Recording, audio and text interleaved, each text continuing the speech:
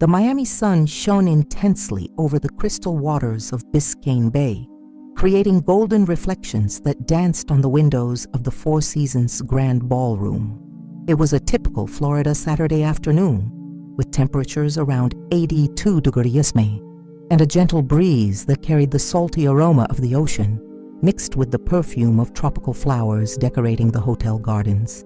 Isabella Martinez nervously adjusted the pearl necklace around her neck, watching through the panoramic window of her room on the 20th floor. Below, an elegant crowd was already beginning to gather for the annual Martinez Foundation Charity Gala, an event her family had organized for more than 2 decades. Women dressed in haute couture walked gracefully through the gardens, while men in tuxedos conversed in small groups, all of them part of Miami's elite. "Isabella, darling, you need to come down. The guests are arriving and your father wants to introduce you to Mr. Blackwood before dinner," said her mother, Carmen Martinez, entering the room without knocking. Carmen was a 52-year-old woman, still very elegant, with brown hair perfectly arranged in a sophisticated chignon. She wore a navy blue Chanel dress and carried herself with the haughty posture of someone born into Miami's Cuban high society. Isabella turned slowly, revealing a scarlet red dress that enhanced her bronzed skin and long, wavy black hair. At 24, she possessed classic Latina beauty, with expressive brown eyes and naturally red lips. But at that moment, her beauty was overshadowed by the expression of despair on her face. "Mom, I already told you I don't want to marry Richard Blackwood. I don't even know him properly," Isabella protested, her hands trembling slightly as she applied cherry red lipstick. Carmen sighed deeply, approaching her daughter with measured steps. "Mija, you know this marriage isn't just about you. It's about our family, our business, our future. The Blackwoods control half of Miami's ports, and our import company needs this alliance. But I have dreams, Mom. I want to finish my master's in architecture. I want to travel. I want to see the world before settling down," Isabella argued, her voice laden with frustration. "Why can't I choose my own path?" Carmen placed her hands on her daughter's shoulders, looking directly into her eyes through the mirror. "Because sometimes, darling, our duties are greater than our personal desires. Your grandfather built this empire from nothing when he arrived from Cuba. Your father expanded our business throughout Latin America. Now it's your turn to contribute to the family legacy." Isabella closed her eyes, feeling the weight of generations of expectations on her shoulders. The Martinez family had arrived in Miami in the 1960s, fleeing the Cuban Revolution with little more than the clothes on their backs. Through hard work and determination, they had built an import and export empire now worth hundreds of millions of dollars. But this success came with a price. Individual freedom had always been sacrificed for the greater good of the family. "What if I cause a scandal?" Isabella asked suddenly, a mischievous idea gleaming in her eyes. "What if I do something so shameful that the Blackwoods no longer want to associate with us?" Carmen frowned, worried. "Isabella, don't do anything reckless. You know how your father gets when our reputation is questioned." At that moment, the door opened and Eduardo Martinez entered the room. At 58, Eduardo was an imposing man with perfectly combed gray hair and a well-trimmed mustache.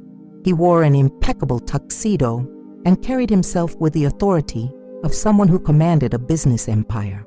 His brown eyes, so similar to his daughter's, shone with a mixture of pride and determination. "Are the 2 most beautiful women in Miami hiding up here while our guests wait downstairs?" he said with a smile. But Isabella could sense the tension in his voice. "Dad, I was just finishing getting ready," Isabella replied, forcing a smile. Eduardo approached and kissed his daughter's forehead affectionately. "You look beautiful, Mika. Richard Blackwood is a lucky man." He paused, studying her face. "I know this isn't easy for you, Isabella. When I was your age, I also questioned my father's decisions, but now I understand that he always knew what was best for our family. What if I don't want what's best for the family?" Isabella asked in a low voice, almost whispering. Eduardo sighed, his features hardening slightly. "Then you'll have to learn to want it as we all learned. Now come, our guests are waiting." The three descended in the elevator in silence, each lost in their own thoughts. Isabella felt her heart beating rapidly, like a bird trying to escape from a cage. She looked at her reflection in the polished elevator doors and saw a beautiful and elegant young woman, but whose eyes revealed a deep sadness. When the doors opened on the ground floor, they were immediately enveloped by the bustle of the party. The grand ballroom was magnificently decorated with tropical flowers in shades of pink and orange, crystals that reflected the golden light of the chandeliers, and tables covered with white linen tablecloths. The sound of a jazz orchestra floated through the air, mixing with the clinking of champagne glasses and the murmur of conversations in English, Spanish, and Portuguese. "Isabella!" a familiar voice called. It was her best friend, Sofia Delgado, who approached with a radiant smile. Sofia was the daughter of a Venezuelan banking family and had been Isabella's companion since school days. "You look stunning. But why that funeral face?" "Because maybe it is my funeral," Isabella murmured, accepting a champagne glass from a passing waiter. Sofia frowned, worried. "Still thinking about the arranged marriage? Isabella, you need to do something. You can't just accept this passively." "And what do you suggest? That I run away to Las Vegas and marry an Elvis impersonator?" Isabella responded with sarcasm, but there was a tone of desperation in her voice. "Don't be dramatic, but you need to show your parents that you're not a doll they can manipulate," Sofia insisted, lowering her voice. "Do something unexpected, something that proves you have your own will." Before Isabella could respond, her father appeared beside them, accompanied by a tall blonde man. "Isabella, I want to introduce you to Richard Blackwood." Richard Blackwood was about 35 years old, with perfectly styled blonde hair and blue eyes cold as ice. He was undeniably handsome, with aristocratic features and a smile that seemed rehearsed. He wore an Armani tuxedo that cost more than many people's annual salary, and a Patek Philippe watch that gleamed on his wrist. "Miss Martinez," Richard said, taking Isabella's hand and kissing it formally. "It's a pleasure to finally meet you. Your father has spoken highly of you." "The pleasure is mine, Mr. Blackwood," Isabella replied automatically, feeling his hand cold and slightly damp. There was something in his eyes that made her feel uncomfortable, as if she were an object being evaluated for purchase. "Please, call me Richard.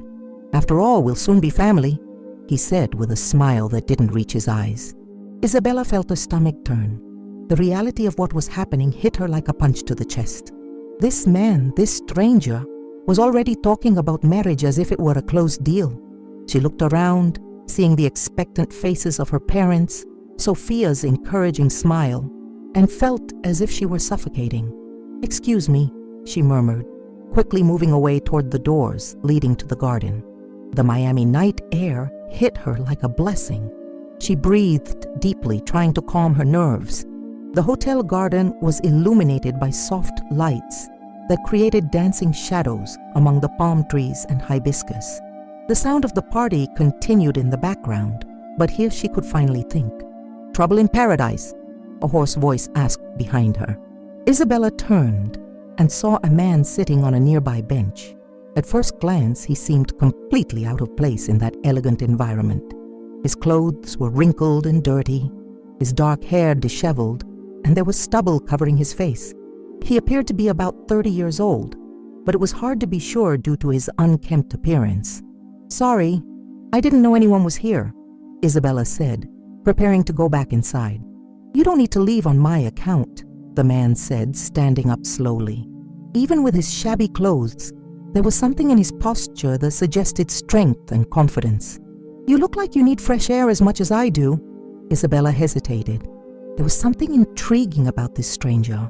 His eyes were an intense green, almost hypnotic, and despite his careless appearance, he spoke with an eloquence that didn't match his looks. "You shouldn't be here," she said finally. "This is a private party." The man smiled, revealing white and perfect teeth. "You're right. I definitely don't belong in this place." He paused, studying her face. "But you don't seem very happy to be here either." Isabella was surprised by his perception. "Is it that obvious?" To someone who knows the look of a person trapped in a golden cage. Yes, it's quite obvious, he replied, slowly approaching. There was something dangerous about this man. Isabella could feel it, but there was also a freedom that she desperately envied. He didn't have to worry about family expectations, arranged marriages, or reputations to maintain. And you? What are you doing here if you don't belong in this place? She asked, curious despite herself. Let's say I was observing, he replied vaguely. Sometimes it's interesting to see how the other half lives. At that moment, Isabella heard her father's voice calling her name from inside the ballroom. Panic invaded her again. In a few minutes, she would have to go back, smile at Richard Blackwood, and passively accept the destiny they had chosen for her. I have to go back, she said, but didn't move. Do you really? The stranger asked, taking a step closer. Or could you do something completely unexpected? Isabella looked at him confused. Like what? Something that would show everyone in there that you're not just a pretty doll to be traded between families, he said, his green eyes shining with an intensity that made her heart race. Her father's voice got closer. Isabella, where are you? Desperation took hold of her. In a few seconds, her father would appear in the garden, probably accompanied by Richard and her mother.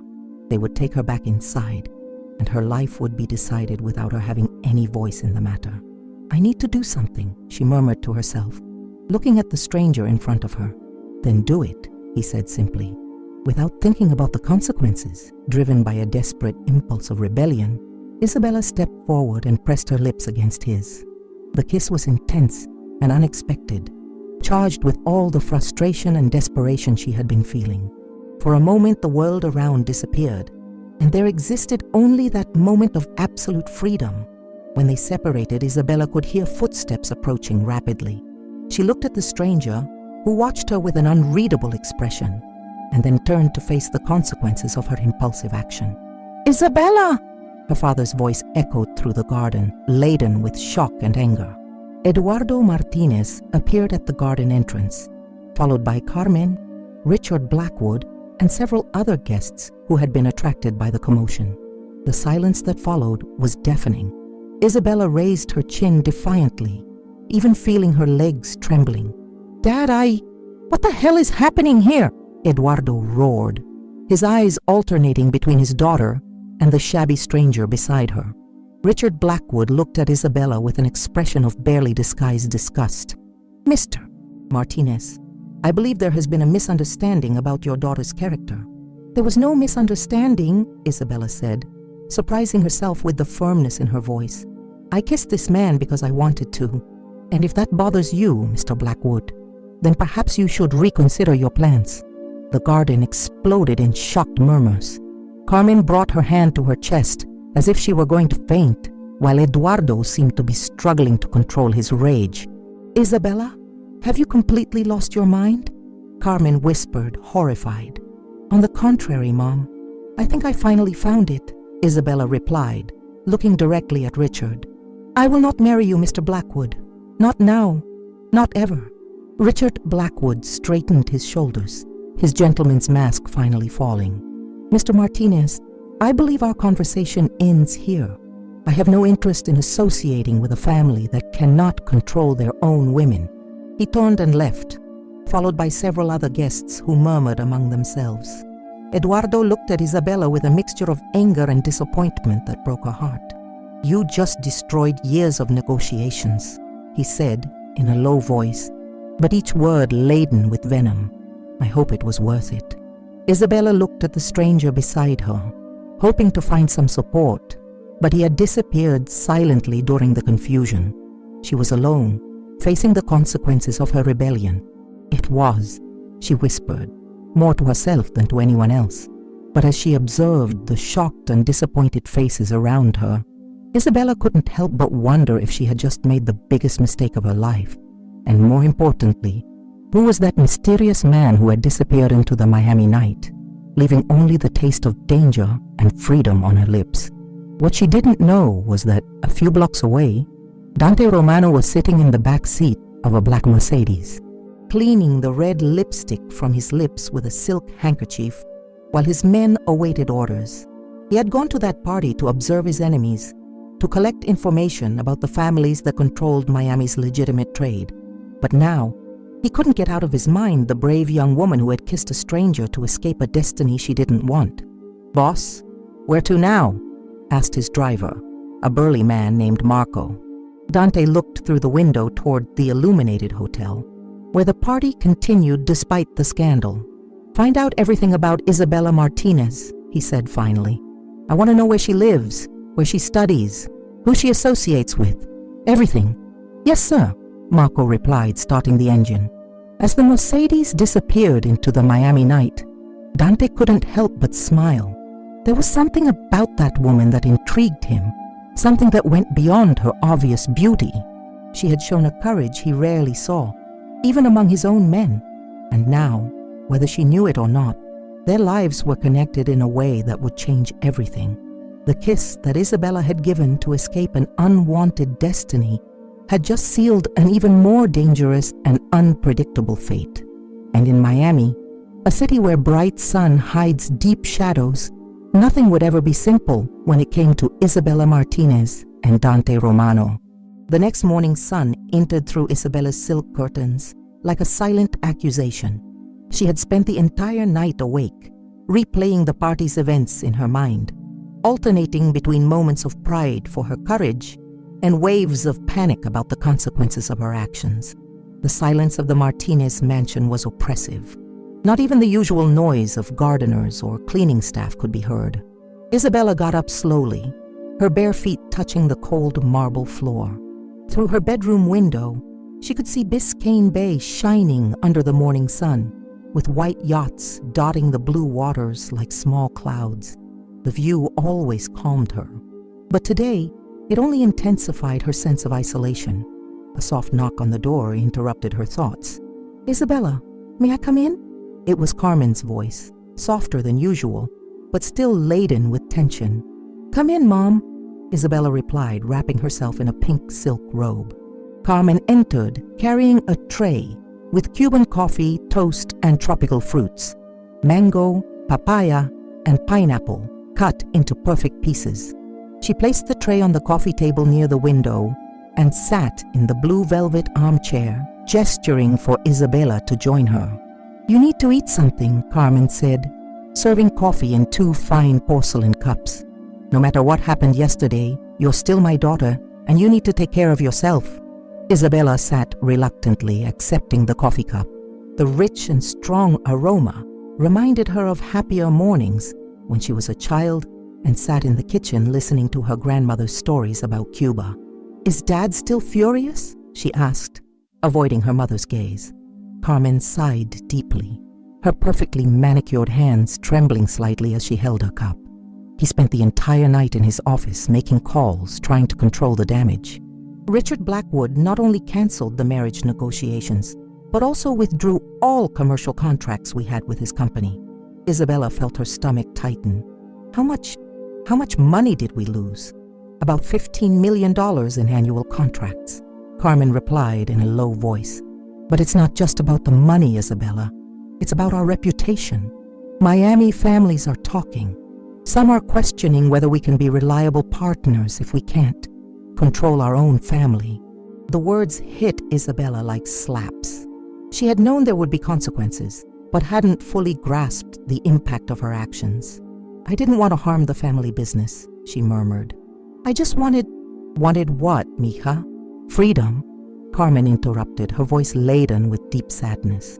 "Do you think any of us have true freedom? Do you think I chose to marry your father for love?" Isabella looked at her mother, surprised. Carmen had never spoken about her marriage so directly. "I was 19 when my parents arranged my marriage to Eduardo," Carmen continued, looking out the window. "He was handsome, ambitious, from a good family, but I was in love with a poet, a man who had nothing but dreams and beautiful words." She paused, a melancholic smile crossing her face. "I cried for weeks before the wedding." "Mom, I didn't know," Isabella began. "But do you know what happened?" Carmen continued. "I learned to love your father, not in the passionate and desperate way I felt for the poet, but in a solid, respectful way, built over years of partnership and family. And look what we built together. You, your brothers, this empire, this life. Isabella felt tears burning her eyes. But what if I can't learn to love Richard? What if I'm unhappy forever? Carmen stood up and approached her daughter, placing her hands on her shoulders. Then you'll find a way to be happy within the circumstances you have. That's what the women in our family have done for generations. Before Isabella could respond, the door opened abruptly and Eduardo entered. He hadn't slept. That was obvious from the dark circles under his eyes and the fact that he was still wearing the same clothes from the night before, though now wrinkled and with his tie undone. "Carmen, I need to speak with Isabella alone," he said, his voice controlled but cold. Carmen hesitated for a moment, looking between her husband and daughter, then nodded and left silently, closing the door behind her. Eduardo walked to the window, standing with his back to Isabella for a long moment. When he finally turned, his expression was more serious than she had ever seen. "Do you have any idea what you've done?" he asked, his voice low but laden with contained anger. "Dad, I can explain," Isabella began. "Explain?" Eduardo laughed bitterly. "You're going to explain how you kissed a beggar in front of all of Miami's elite? Explain how you humiliated our family and destroyed years of work in a moment of adolescent whim?" Isabella stood up, feeling her own anger growing. "It wasn't a whim. I don't want to marry Richard Blackwood. I don't even know him." "No?" Eduardo exploded. "Do you think I knew your mother when we got married? Do you think my father knew my mother? Marriage isn't about knowing, Isabella. It's about building something greater than yourself. But I want more from life than just being a piece in a business game." Isabella shouted back, all the repressed emotions finally exploding. "I want to study, travel, discover who I am before becoming someone's wife." Eduardo took a step forward, his face red with anger. "You want to know who you are? You are a Martinez. You carry the blood of people who built something from nothing, who sacrificed everything to give you this life of privilege. And now you want to throw it all away for what? For a kiss with a stranger?" Isabella felt tears streaming down her face, but kept her chin up. "I want to throw away the golden prison you built around me. I want to choose my own destiny." "Destiny?" Eduardo laughed again, but there was no humor in his voice. "Let me tell you about destiny, Isabella. Your destiny is that you will no longer study at university. Your destiny is that you will stay in this house until I find another suitor willing to marry you despite the scandal you caused. And your destiny is that you will accept any man I choose, because now our options are very limited." Isabella felt as if she had been punched in the stomach.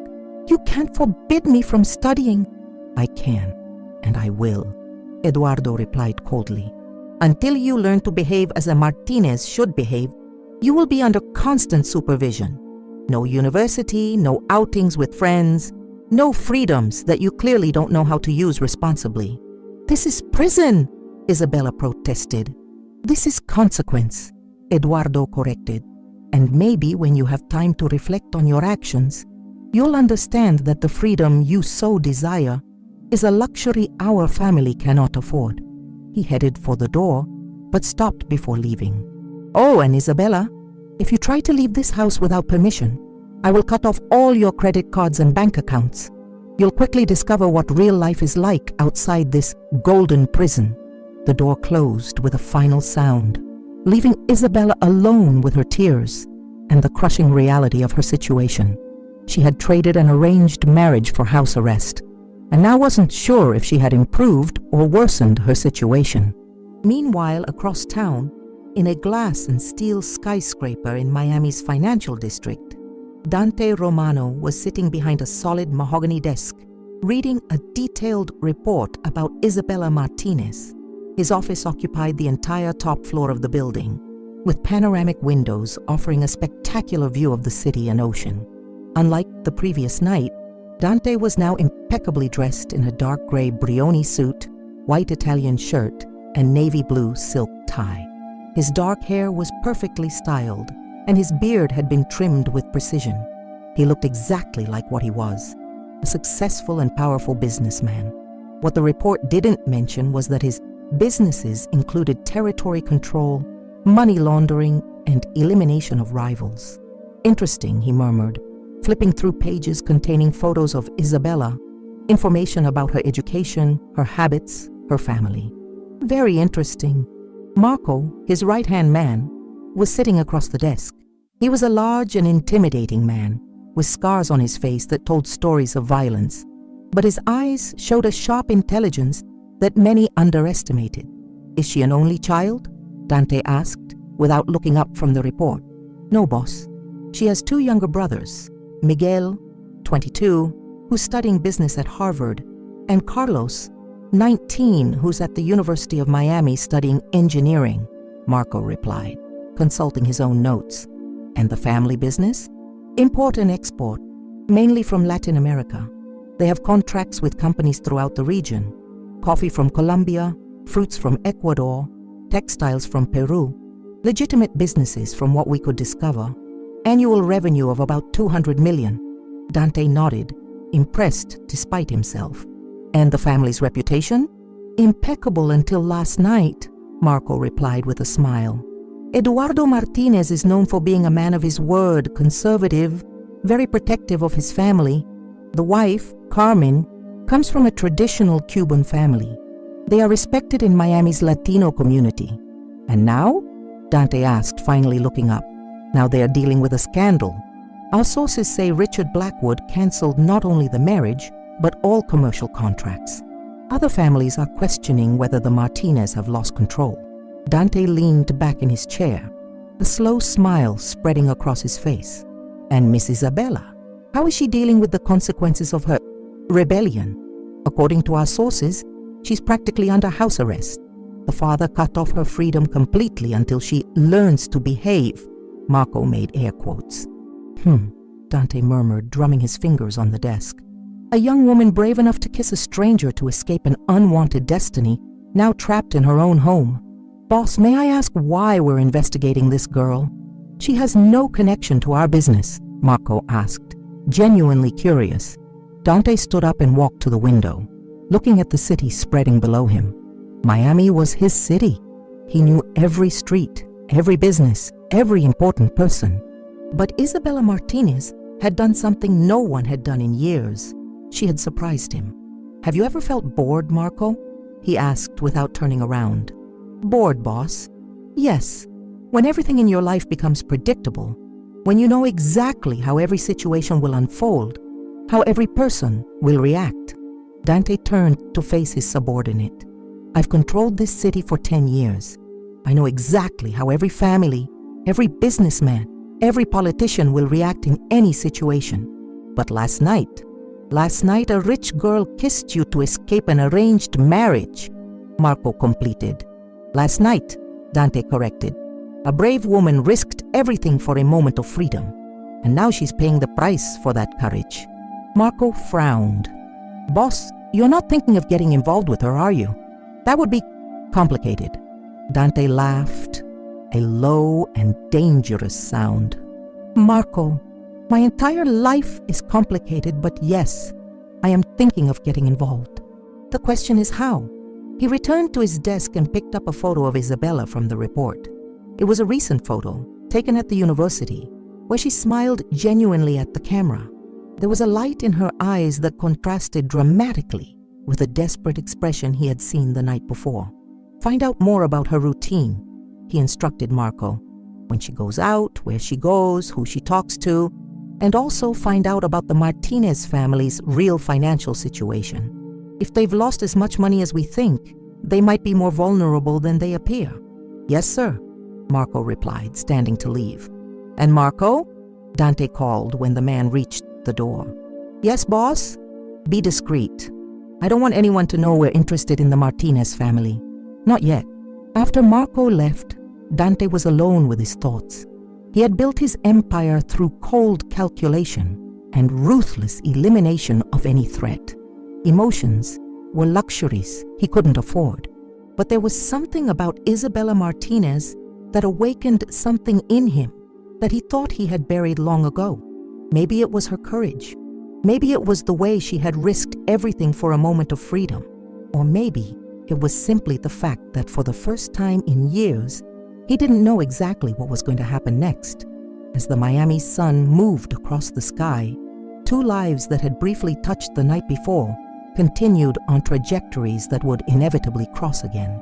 Isabella, trapped in her golden mansion, dreamed of freedom and wondered about the mysterious stranger she had kissed. Dante, in his glass and steel empire, planned his next move in a game he hadn't yet decided how to play completely.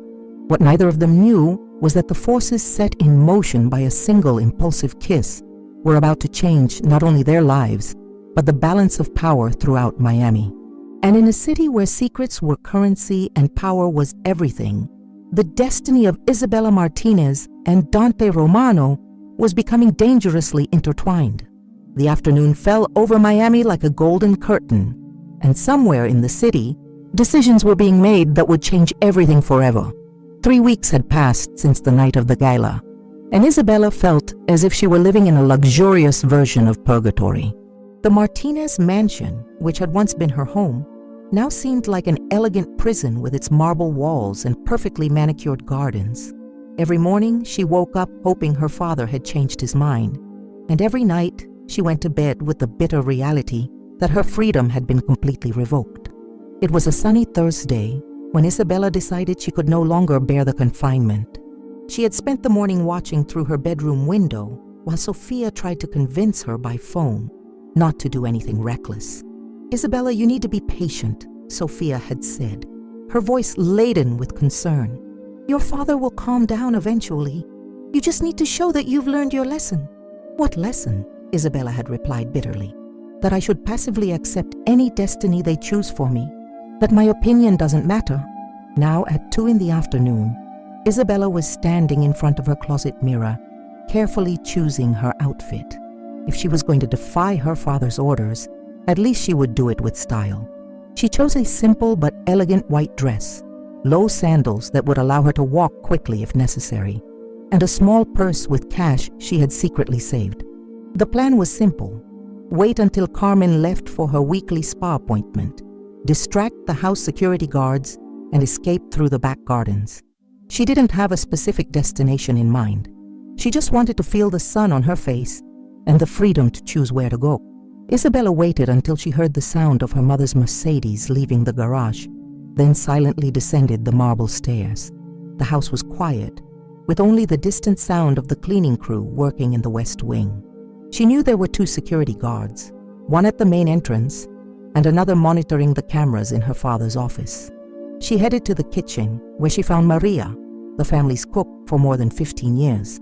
Maria was a robust woman of Mexican origin, with graying hair always tied in a bun and a warm smile that had comforted Isabella during many adolescent crises. "Señorita Isabella," Maria said, looking surprised. "You shouldn't be down here." "Maria, I need a favor," Isabella said in a low voice, approaching the older woman. "I need you to distract Roberto for a few minutes." Roberto was the security guard responsible for the cameras, a middle-aged man who had a secret weakness for the guava pastries Maria made. Maria frowned, worried. "Señorita, you can't be thinking of going out. Your father will be furious." "I know," Isabella admitted. "But Maria, I'm suffocating here. I just need a few hours of freedom, please." Maria looked at Isabella's pleading face and sighed deeply. She had watched the young woman grow up, had witnessed her transformation from a happy child into an increasingly sad and rebellious young woman. "All right," she said finally. "But you promise you'll be back before your father comes home from the office?" "I promise," Isabella said, kissing the older woman's cheek. 15 minutes later, while Roberto was in the kitchen devouring fresh pastries and chatting with Maria about his family, Isabella silently slipped through the back gardens. Her heart was beating rapidly as she moved among the palm trees and hibiscus, staying out of sight of the security cameras. The Martinez property bordered a small public park, and Isabella knew of an opening in the fence that she and her brothers had used as children for their secret adventures. She squeezed through the opening, feeling the adrenaline of freedom coursing through her veins. On the other side of the fence, she was officially free. The park was full of families having picnics, children playing on playgrounds, and couples walking hand in hand.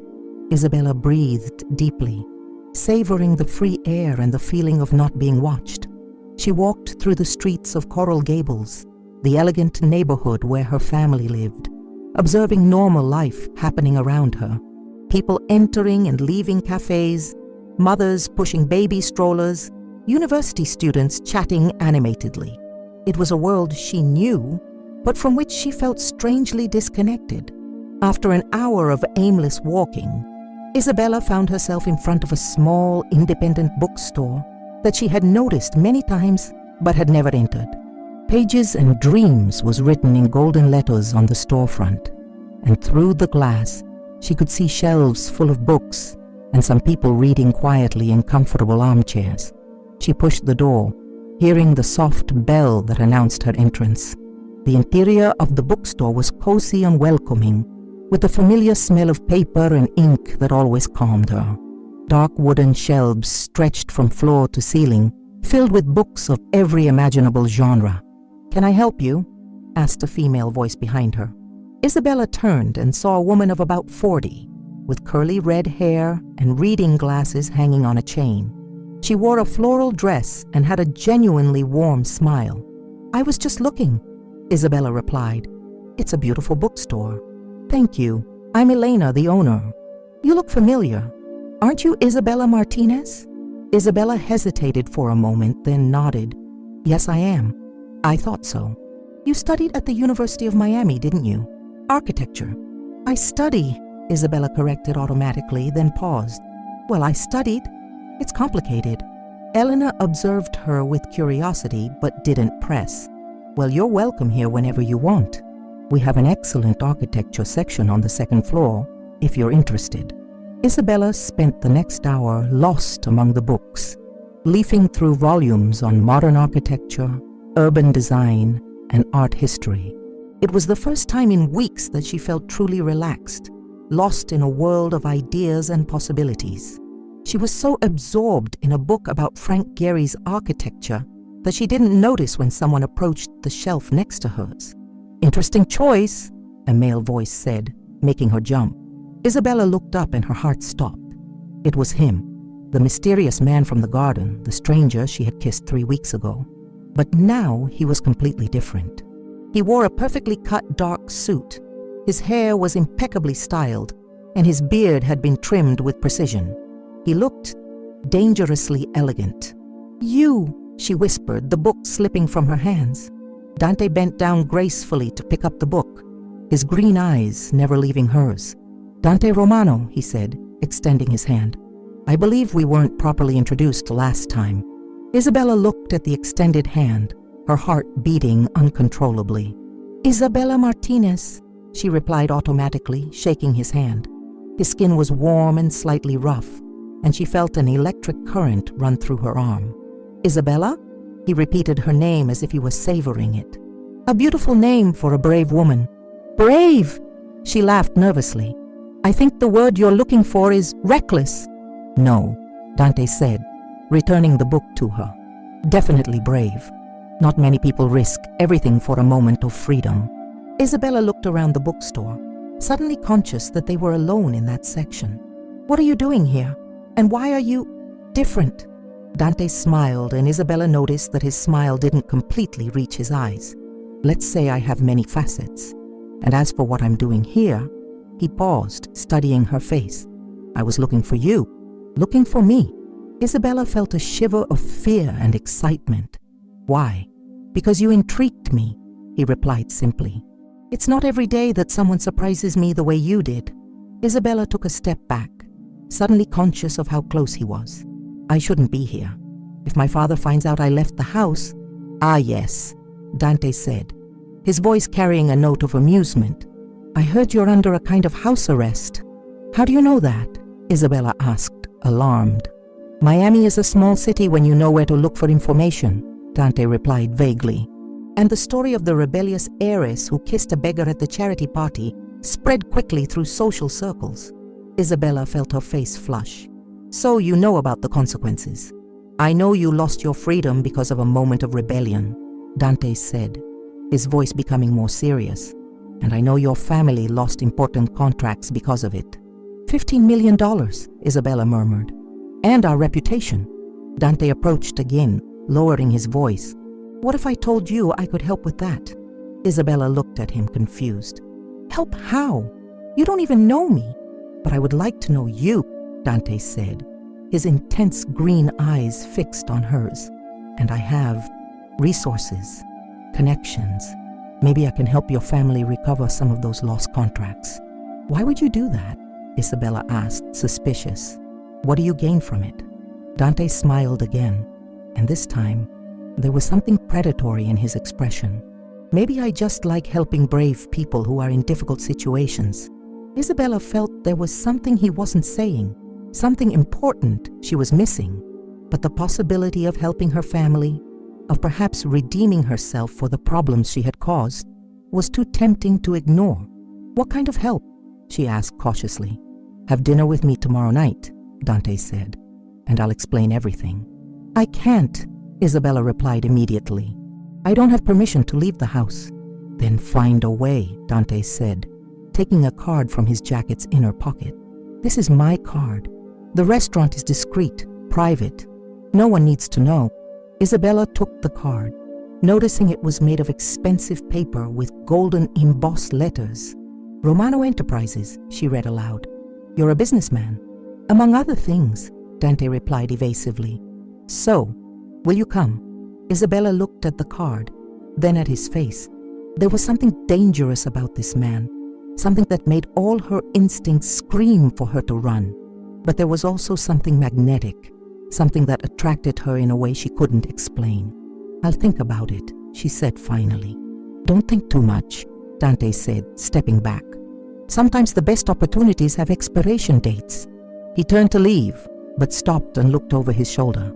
Oh, and Isabella, you might want to get home soon. Your father should be discovering your little adventure in approximately... He looked at his expensive watch. 15 minutes? Isabella felt her blood freeze in her veins. How do you know? But when she looked again, Dante had disappeared among the shelves, leaving only the faint aroma of his expensive cologne and a sense of danger that made the hair on the back of her neck stand up. She ran to the bookstore window and saw him getting into a black Mercedes with tinted windows. The car disappeared into Miami traffic before she could fully process what had happened. Everything all right, dear? Elena asked, appearing beside her with a worried expression. I need to go, Isabella stammered, putting the card in her purse. Thank you for the books. She ran from the bookstore, her heart beating uncontrollably. How did Dante know about her escape? How did he know when her father would discover it? And more importantly, who exactly was Dante Romano?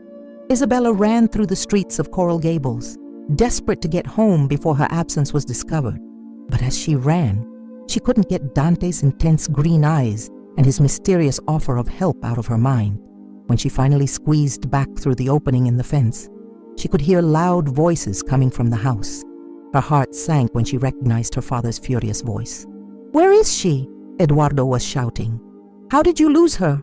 Isabella took a deep breath, straightened her shoulders, and prepared to face the consequences of her second rebellion. But as she walked toward the house, she clutched Dante's card in her hand, a small seed of hope, or perhaps something much more dangerous, planted firmly in her heart. What she didn't know was that at that exact moment, Dante was sitting in his office, watching through security cameras discreetly installed around the Martinez property. He had carefully orchestrated the encounter at the bookstore, timed perfectly to maximize emotional impact. Did she take the bait? Marco asked, entering the office. Like a hungry fish, Dante replied, a satisfied smile crossing his face. Now it's just a matter of time. What if she doesn't show up tomorrow night? Dante leaned back in his chair, his fingers drumming thoughtfully on the desk. Oh, she'll show up. Isabella Martinez is many things. Brave, impulsive, desperate for freedom. But above all, she loves her family. And when someone offers a chance to redeem herself for the problems she caused, he paused. Well, that's an offer she can't refuse. As the sun set over Miami, painting the sky in shades of orange and pink, Two dangerous games were being played simultaneously. Isabella faced her father's fury and secretly planned how to escape again to meet the mysterious Dante Romano. And Dante, in his glass and steel empire, moved the pieces of a chessboard that Isabella didn't even know existed. The impulsive kiss that had started everything was about to transform into something much more complex and dangerous. And in Miami, where bright sun hides deep shadows, neither Isabella nor Dante were prepared for the consequences of the game they were about to play. Night had fallen over Miami like a black velvet cloak dotted with the city's lights. Isabella was in her room, pretending to read a book while her heart beat like a war drum.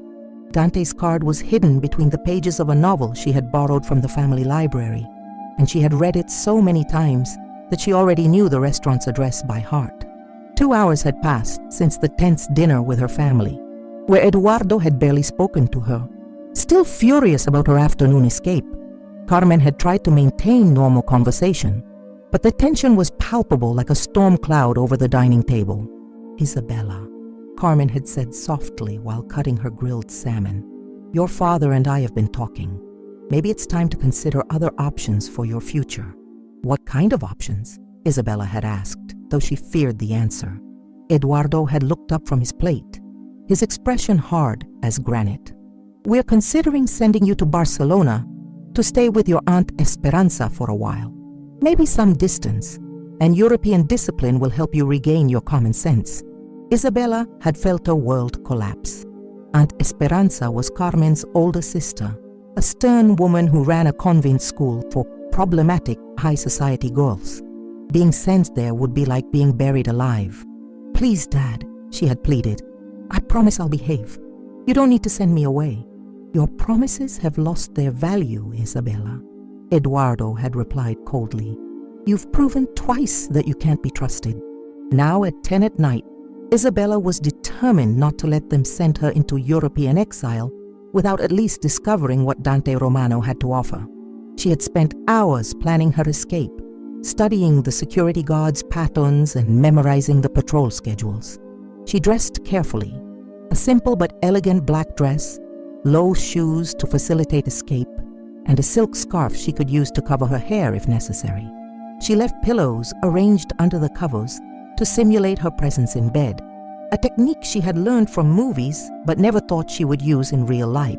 The Martinez mansion was silent, with only the distant sound of the ocean and the soft hum of air conditioning. Isabella descended the stairs like a ghost, carefully avoiding the steps she knew creaked. The night security guard, Carlos, was doing his rounds of the front gardens, which gave her a 10-minute window to escape through the back.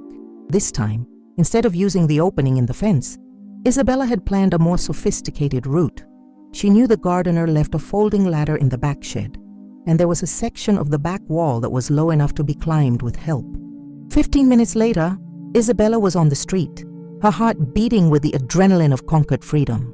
She had called an Uber using an app on her phone, taking care to use a meeting point 3 blocks from her house. The restaurant Dante had chosen was in South Beach, on a discreet side street away from the tourist crowds. La Luna Nascosta was the kind of place that didn't advertise its existence. No flashy sign, just a discreet door with a small crescent moon symbol carved into the dark wood. Isabella paid the Uber driver and stood on the sidewalk for a moment, questioning her sanity. She was about to have dinner with a man who was practically a stranger, a man who somehow knew things about her life that he shouldn't know. But the alternative was to go home and passively accept being sent to Barcelona. She pushed the heavy door and entered a completely different world. The restaurant's interior was intimate and elegant, with soft lighting, tables spread out for privacy, and the low sound of Italian jazz floating through the air. There were only a dozen tables, all occupied by couples conversing in low voices. "Miss Martinez?"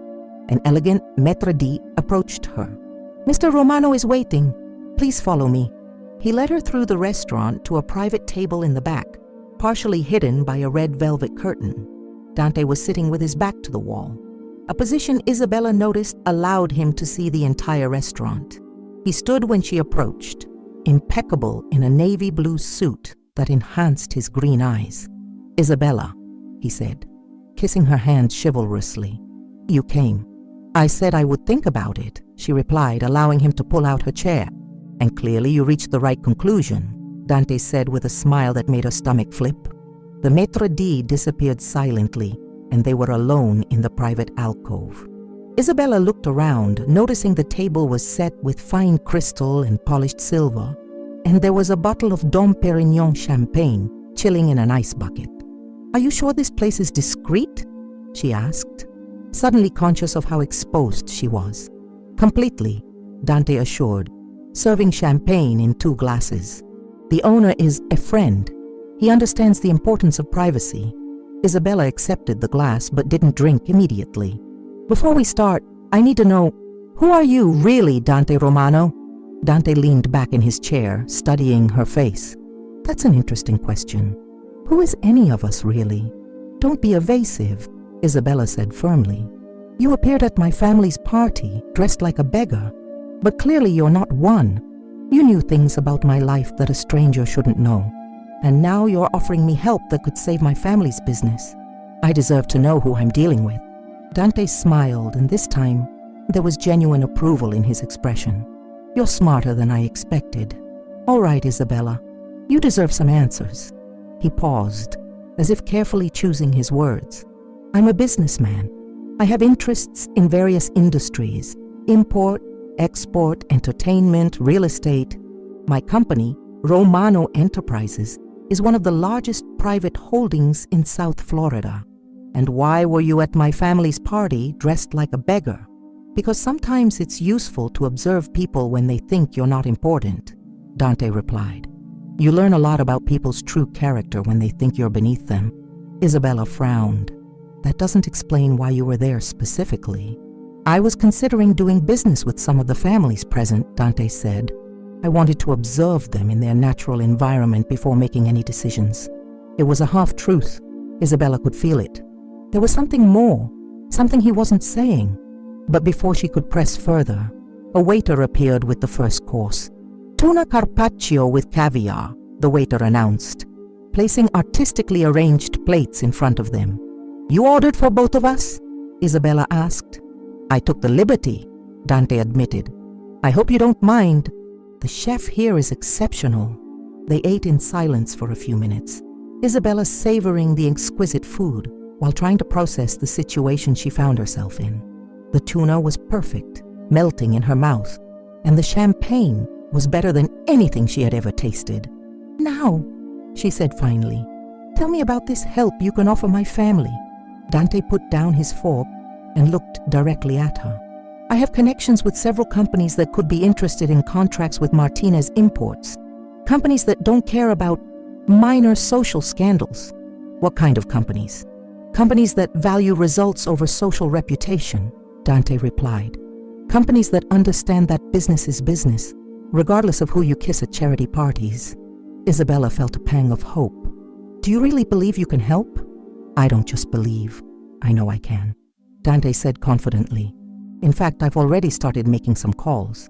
There's a distribution company based in New York that's looking for a reliable partner for Latin American operations. They could easily replace the contracts you lost with the Blackwoods." "And what do you gain from this?" Isabella asked, suspicious. "Nobody does favors like this without expecting something in return." Dante smiled, and there was something predatory in his expression. "You're right. I do expect something in return." Isabella felt her stomach tighten. "What?" "You," Dante said simply. The silence that followed was deafening. Isabella could hear her own heart beating, could feel the blood rushing through her veins. "I don't understand." "I want you to work for me," Dante clarified. "You have training in architecture. You know the business world through your family, and you speak several languages. I could use someone with your skills in my company." Isabella blinked, confused. "That's all? You want to offer me a job?" "Not just a job," Dante corrected. "A partnership.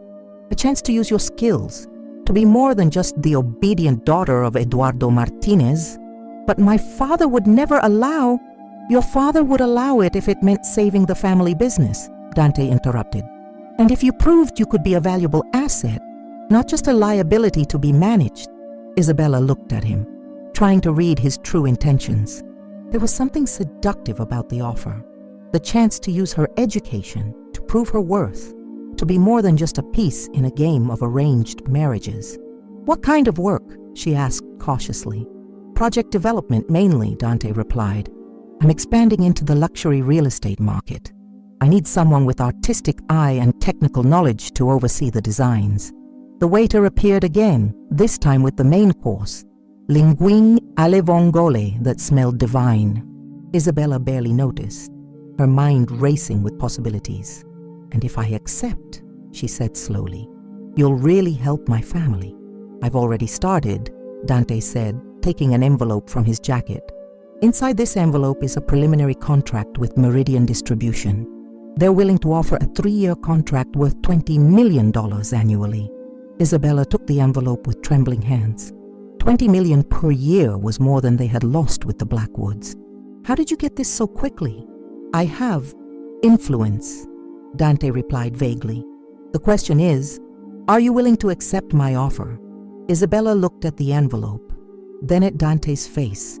There was something hypnotic about his green eyes, something that made her want to trust him despite all the warning signs in her mind. "I need time to think," she said finally. "Of course," Dante nodded, "but not too much time. Opportunities like this have expiration dates." They finished dinner talking about lighter topics: art, architecture, travel.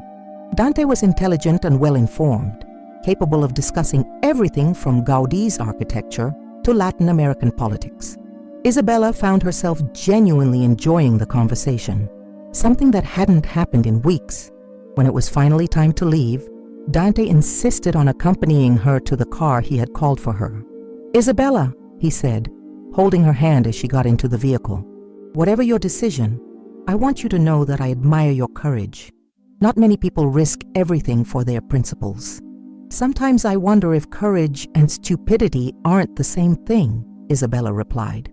"They're not," Dante said firmly. "Stupidity is passively accepting a destiny you didn't choose. Courage is fighting for something better, even when the odds are against you." As the car drove away, Isabella looked through the rear window and saw Dante standing under a streetlight, watching her leave. There was something about his posture, something about the way he commanded the space around him that made her realize there was much more about Dante Romano than he was revealing. What she didn't know was that, at that exact moment, 3 black cars were strategically positioned around the block, all filled with armed men who worked for Dante. She also didn't know that every one of her movements had been carefully orchestrated, from the moment she left home to her safe arrival back. Dante Romano wasn't just a successful businessman. He was the head of one of the most powerful mafia families on the East Coast, a man who controlled territories extending from Miami to New York. And Isabella Martinez, the brave young woman who had kissed a stranger to escape an unwanted destiny, had just become the center of a much more dangerous game than she could ever imagine. As Isabella returned home, silently climbing the back wall and slipping back into her room, she couldn't stop thinking about Dante's offer. The chance to work, to use her skills, to be more than just an obedient daughter was too tempting to ignore. But there was something about Dante Romano that left her uneasy, something in his eyes that suggested dangerous depths. She had spent her entire life in a golden cage, but was beginning to suspect that Dante was offering a different cage, one that might be even more dangerous than the first. As she lay in her bed, pretending to sleep in case someone checked, Isabella held the envelope Dante had given her. Inside, it was not just a contract that could save her family, but also a decision that would change her life forever. In his office across town, Dante was standing before his panoramic windows, looking at Miami's lights spreading like jewels over black velvet. Marco was sitting in a leather armchair, awaiting instructions. "Did she take the bait completely?" Marco asked. "More than that," Dante replied, a satisfied smile crossing his face. "She's beginning to trust me. And when Isabella Martinez decides to accept my offer, and she will accept, she won't just be working for me. She'll be giving me direct access to the heart of her family's business." And then Dante turned, his green eyes shining with dangerous intensity. "Then, Marco, I'll have control over one of the largest import operations in Latin America, and Isabella Martinez will have helped me achieve it without even realizing it. The game had begun, and Isabella still didn't know she was playing. But in Miami, where bright sun hides deep shadows, she was about to discover that some cages are more dangerous than others, especially when they're built by men who make manipulation an art. 3 days had passed since dinner with Dante, and Isabella felt as if she were living in two parallel worlds. During the day, she maintained the facade of the obedient daughter, but at night she stayed awake studying the contract Dante had given her. The contract with Meridian Distribution was real. She had verified it online, $20 million annually for 3 years, more than enough to compensate for the losses with the Blackwoods. On Saturday morning, Isabella was having coffee on the terrace when Carmen joined her, looking tired. "Good morning, Mika," Carmen said, serving herself coffee. "Your father and I have decided about Barcelona. You're traveling next week." Isabella felt her stomach tighten. What if there was another option? What kind of option? Isabella took a deep breath. "I received a job offer. Romano Enterprises wants to hire me as an architecture consultant, and they also want to do business with our company. $20 million per year." Carmen fell silent, processing. "How did you receive this offer if you're confined?" "I went out a few times," Isabella admitted, blushing. The discussion was interrupted by Eduardo, who appeared with a somber expression. Carmen quickly explained the situation. "Romano Enterprises," Eduardo said coldly. "Never heard of it. And you left the house again?" "Dad, this could be the solution to our problems," Isabella pleaded. Eduardo smiled without humor. "Did you really think your escapades went unnoticed? I know you had dinner with a stranger in South Beach 3 nights ago." Isabella felt the ground disappear under her feet. "You were spying on me?" "I was protecting my family," Eduardo corrected. "And now I know you're making deals with men who could be anything. Con artists, criminals, or worse." "He's not a criminal," Isabella exploded. "And how do you know?"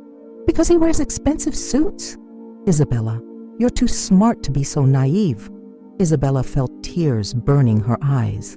"I just wanted to help." "Then help by staying away from mysterious men." "You're going to Barcelona on Monday." "Dad, wait," Isabella called. "Give me 1 week. 1 week to prove that Romano Enterprises is legitimate. If I can't, I'll go to Barcelona without complaining." Eduardo studied her face. 1 week, but with conditions. You don't leave without an escort. Any meetings will be supervised. And if I discover you're being deceived, you stay 2 years in Barcelona, not 1. Isabella nodded. "I accept." 6 days later, Isabella was in her father's office, surrounded by piles of documents and reports.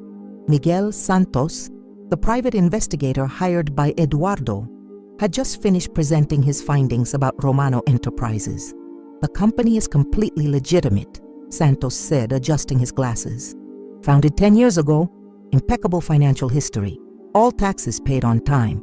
Dante Romano has a business administration degree from Harvard, investments in various industries, and an excellent reputation in the business world." Eduardo frowned. "And personally, any criminal involvement?" "No criminal record, no suspicious associations." "He's discreet, but that's common among high-level businessmen." "Mr. Martinez, from what I can determine, Romano Enterprises is exactly what it appears to be, a successful investment company." Isabella felt a wave of relief, but Eduardo still seemed skeptical. "And the contract with Meridian Distribution?" "Also verified," Santos confirmed. "Meridian is an established company based in New York. The contract is real, and the terms are genuinely favorable." Eduardo leaned back in his chair, clearly struggling with the decision. Isabella held her breath. "Dad," she said softly, "this is our chance to recover everything we lost. And it's my chance to prove I can contribute to our family." Carmen, who had remained silent during the entire presentation, finally spoke. "Eduardo, maybe we should consider. Isabella has proven she can be responsible by investigating everything so thoroughly." Eduardo looked between his wife and daughter, then sighed deeply. "All right, you can accept the job offer, but with strict conditions. Isabella jumped from her chair. "Dad, thank you. I promise you won't regret it. The conditions," Eduardo continued firmly, "are that you'll work part-time initially, continue living at home, and any important decisions related to the family business must go through me first." "I accept everything," Isabella said quickly. 3 months later, Isabella was in her new office on the 30th floor of the Romano Enterprises building, reviewing architectural plans for a luxury residential complex in Key Biscayne. Through the panoramic windows, she could see all of Miami stretching before her, and for the first time in her life, she felt she was exactly where she should be. The work was challenging and rewarding. Dante had fulfilled all his promises. She was using her architecture skills, contributing to significant projects, and earning a salary that made her financially independent. More importantly, the contract with Meridian Distribution had saved her family's business, restoring not only their financial stability, but also their reputation in Miami's business community. A knock on the door interrupted her thoughts. "Come in," she called. Dante appeared in the doorway, elegant as always in a dark gray suit. Over the past 3 months, they had developed a respectful and professional working relationship. Although Isabella couldn't deny she still felt an attraction to him that went beyond professional. "How are the plans for Key Biscayne coming along?" he asked, approaching her desk. "Almost ready," Isabella replied, showing him the drawings. "I managed to incorporate all your suggestions while maintaining the integrity of the original design." Dante studied the plans, nodding with approval. "Excellent work. You've exceeded my expectations, Isabella." "Thank you," she said, feeling herself blush slightly at the compliment. Dante sat in the chair across from her desk, his expression becoming more serious.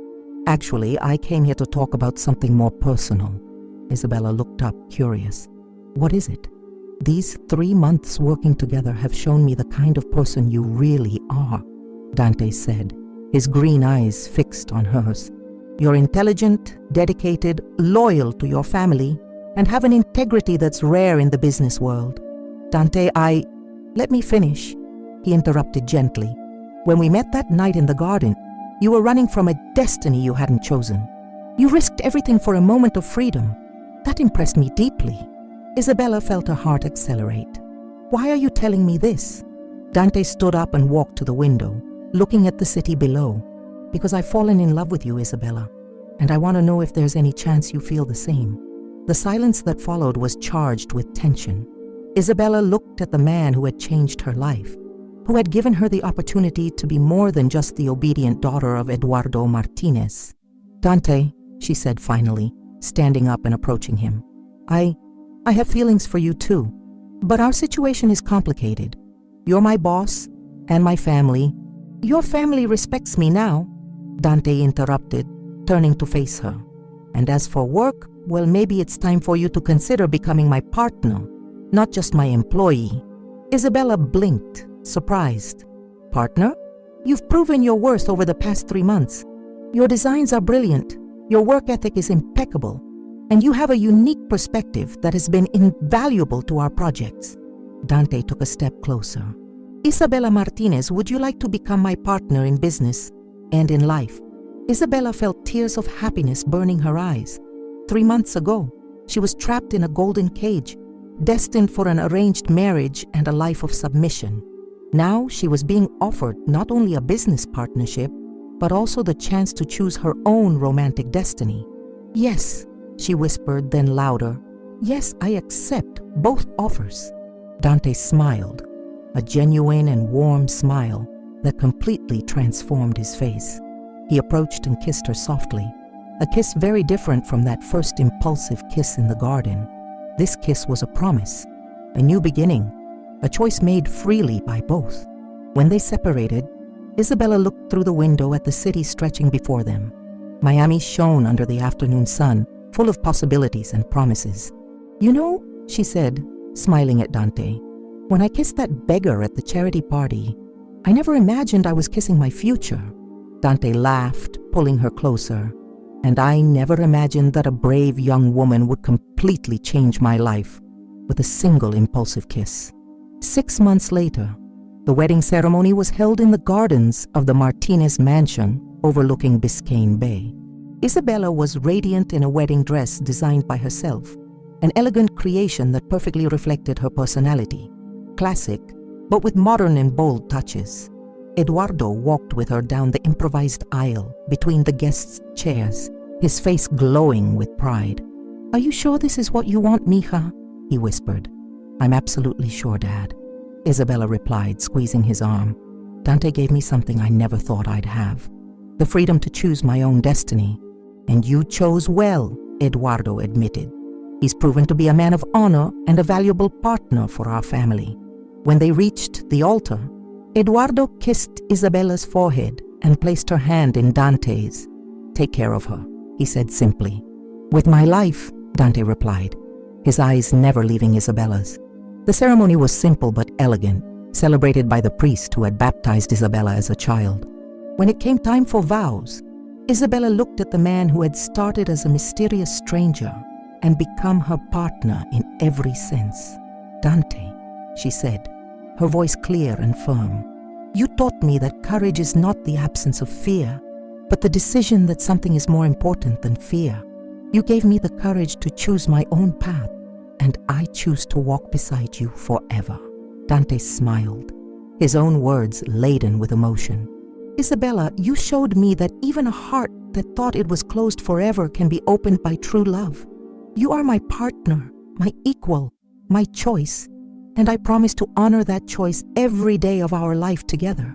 When the priest declared them husband and wife, the kiss they shared was witnessed by all of Miami's elite, including many of the same people who had been scandalized by Isabella's impulsive kiss months before.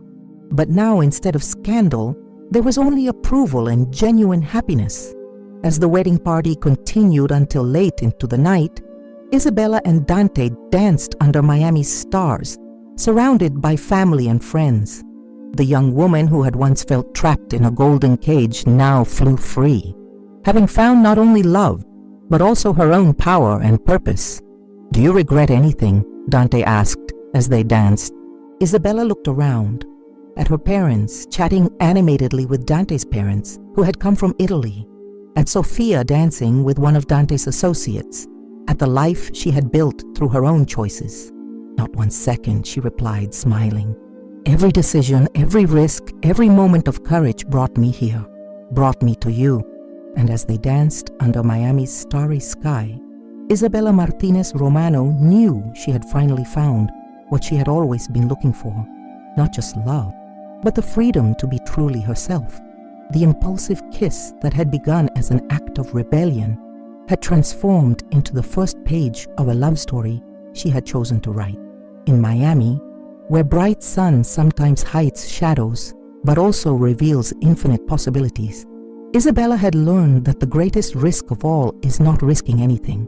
And by choosing courage over fear, she had found not only her destiny, but also herself.